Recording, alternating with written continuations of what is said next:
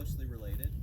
I can't remember what the father is. Some really obscure French variety. Yeah, Karen McNeil just went over this in her Friday blog, and I was like, I gotta remember that. And I know. Forgot promptly. I know. I'm sure I've memorized it a dozen times and forgotten it 13.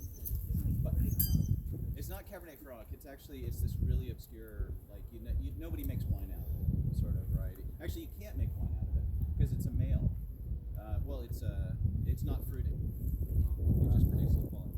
So, long story short, where I was going at, and this to me this is really interesting, is that the wines in the 70s and the 80s, they were all full of green bell pepper, and you see that sometimes in Sauvignon Blanc as well.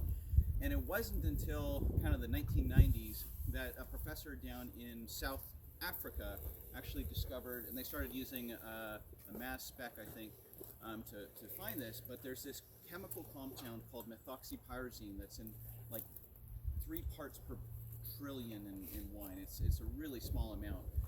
But once you get above like 6 parts, the human nose can detect it.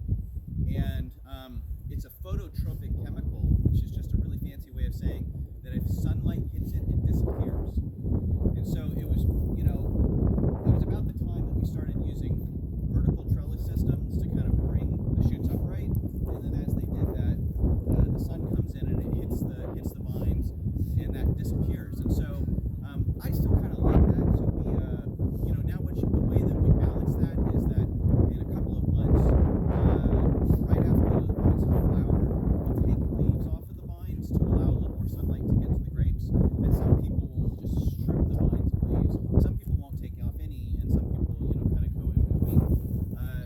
Professor Block used to say, or Smart, who's this famous, trellis, that's all he does, is he would say 1.5 leaves is the perfect amount of protection for a You're grape supposed to come out cluster. with scissors, right? Yeah, description where I actually do that. Yeah.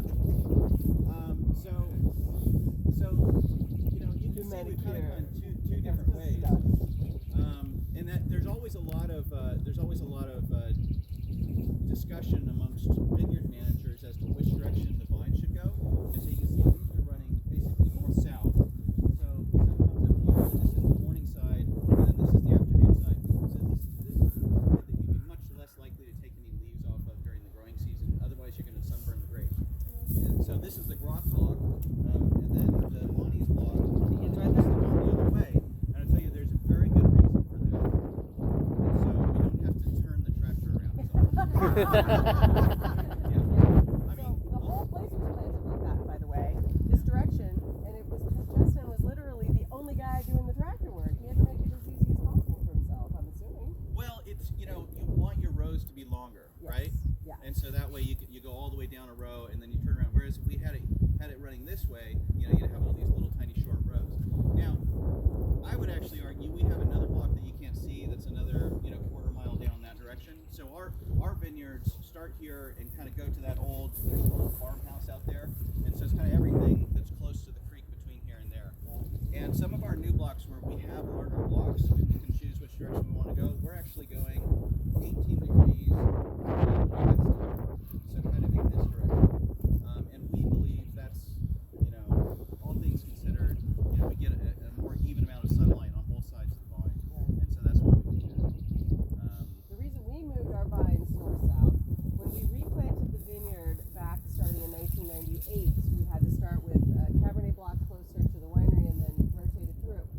And what we discovered after 20-odd years of farming here is that this wind that you're feeling right now really comes up, especially all through the summer. About 1 o'clock in the afternoon, it'll start ripping up from the south. And it just kind of keeps on coming. And what we found is that after each winter, we were, Ben Benson, our vineyard manager, was pushing up a lot of the metal armature because it was getting the canopy in the summer, in the full summer, as Matt described, is big and heavy, and it acted like a sail. And it just pushed all of the canopy down almost to the ground in some rows.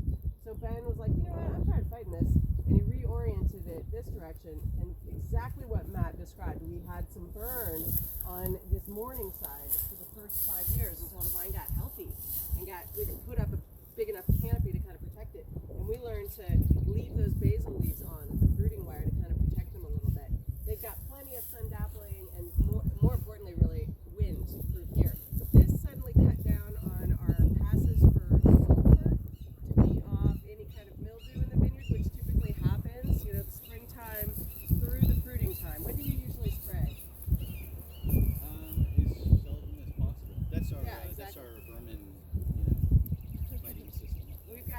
red shoulder hawk, and she's pretty resident right here, isn't she? On Yeah, this there's creek? a nest in I think one of those trees. I think you're right. I think they have like territory of like 2 miles or something. It's pretty big.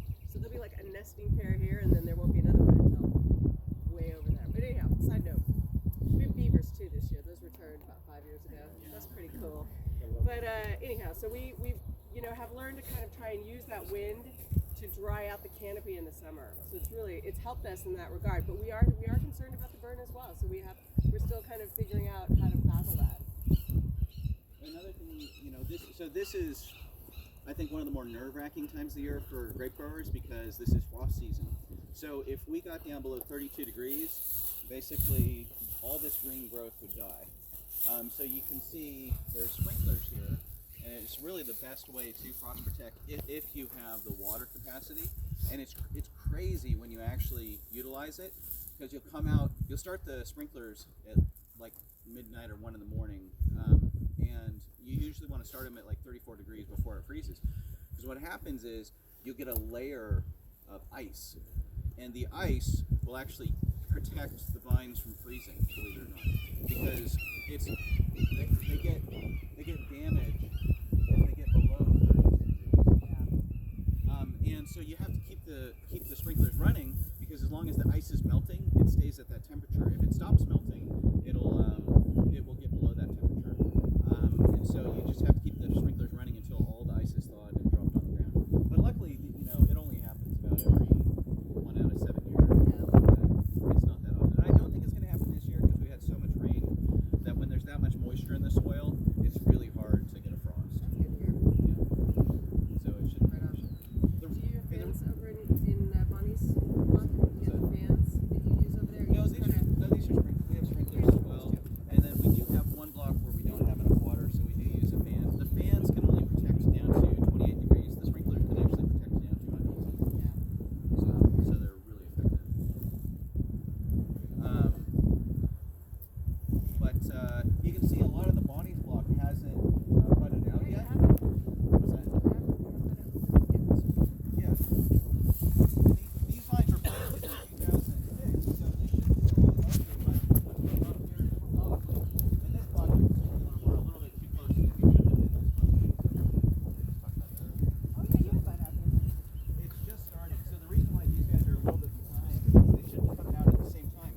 But vines are, they want to grow at the tips because grapevines think they're climbing a tree out in the wild, right? And so you always get growth at the tips first. So the shoots were about this long 2 weeks ago, and then we pruned at the last second. I think you guys pruned 2 or 3 months ago. That's pretty smart, but late pruning is a really good way to battle frost.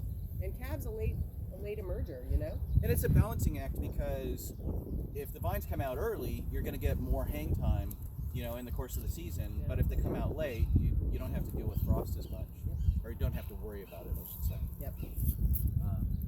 Who's got to make the run? Do you and Karen Rochambeau for who's To coming turn over? on the sprinklers? No, we've got it's Val that works here in the vineyard. He Oh, does good. it. Yeah. Perfect. Yeah, because that's a long haul at midnight. Yeah. Spring. Yeah. No, we live about 45 minutes away, kind of halfway between our facility up in the Anderson Valley, and actually, yeah, we'll pour you one wine. Are we ready for some more wine? Let's go back and find some more wine. Cool.